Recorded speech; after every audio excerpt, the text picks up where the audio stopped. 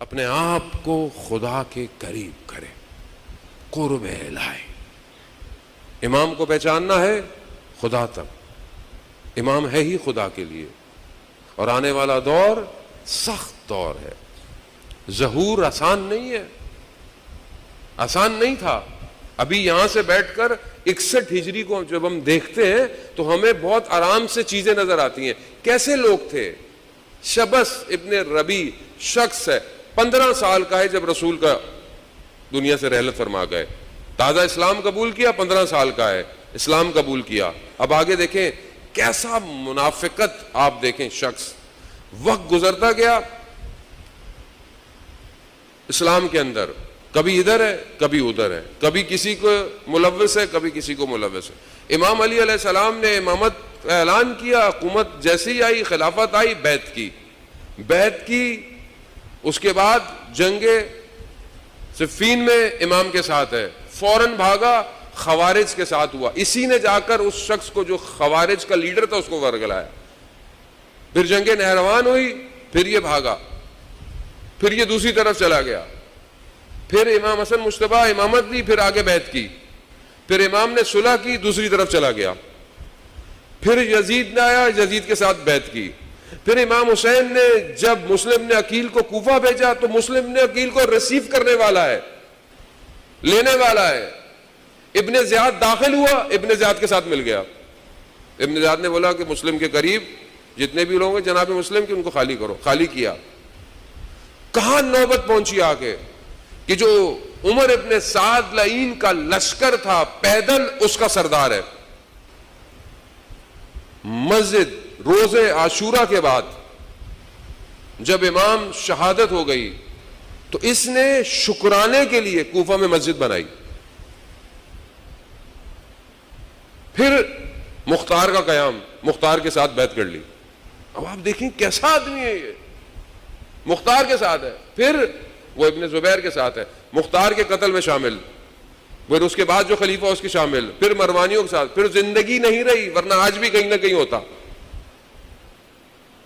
تاریخ ہے، کردار تھے، ہمیں دیکھنا آسان لگتا ہے، کیسے لوگ تھے یہ، ہم کیسے ہیں، ہم کیسے ہیں، ہم سے آج مظلوموں کے لیے آواز ہی نہیں نکلتی۔ آپ اپنے آپ کو دیکھ لیں، کیسے لوگ تھے جو خاموش تھے، کیسے لوگ تھے، امام کا سر نیزے پر تھا کوفہ میں، شام میں، یہ کیسے لوگ تھے؟ صبح شام سوشل میڈیا میں فلسطینیوں کے جنازے دیکھتے ہیں، کیسے لوگ ہیں یہ؟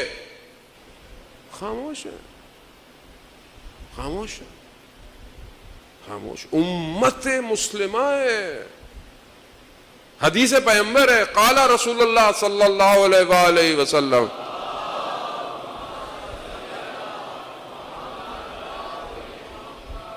یا رسول، کیا فرماتے ہیں؟ وہ مسلمان نہیں جو صبح اٹھے اور اسے عالم اسلام کی خبر نہ ہو، مسلمان نہیں ہے وہ۔ اگر ہاتھ سے ظلم کا مقابلہ نہیں کر سکتے، زبان سے تو کرو۔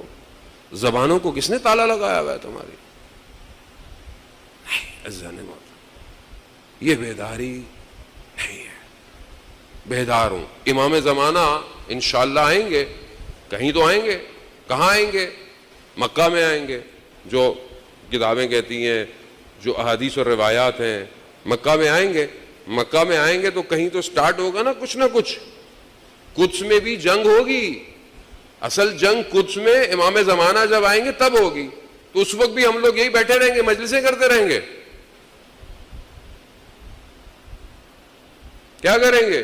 امام زمانہ لڑے ہوں گے قدس کے اندر، نہیں مولانا بس ہمیں تو گریہ کرنا ہے اور گھر جانا ہے۔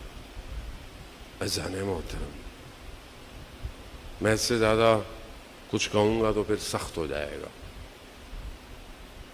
مجھے تو پتا ہے کہ میں تو یہ بار بار ریپیٹ بھی کرتا ہوں اور اپنے بیٹے کو بھی بتا چکا ہوں کہ بیٹا میں تو گھر سے نکلتا ہوں یا کسی سفر پہ جاؤں گا، واپس نہیں آؤں گا، ہر سفر میں یہی یاد رکھنا۔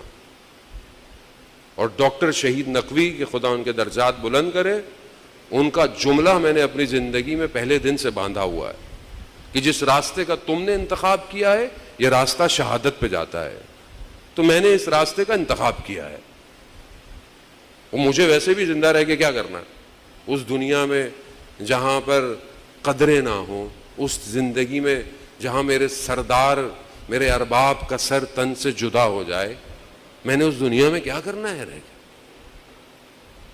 اور کوئی چیز فنا نہیں کر سکتی، کوئی چیز فنا نہیں کر سکتی، مگر فنا ہو گئے کربلا والے۔ آج دنیا حسین کر رہی ہے، پوری دنیا حسین، کوئی نہیں روک سکتا، چاہے یہ عمان میں فائرنگ ہو، چاہے پنجاب میں بھی کہیں ایک جگہ پر فائرنگ ہو، کوئی کچھ نہیں کر سکتا۔ حسین کے خون نے اسلام کی آبیاری کی ہے۔ ہر قوم کو بیدار ہونے دو، ہر قوم پکارے گی ہمارے ہیں حسین، حسین کو پہچان۔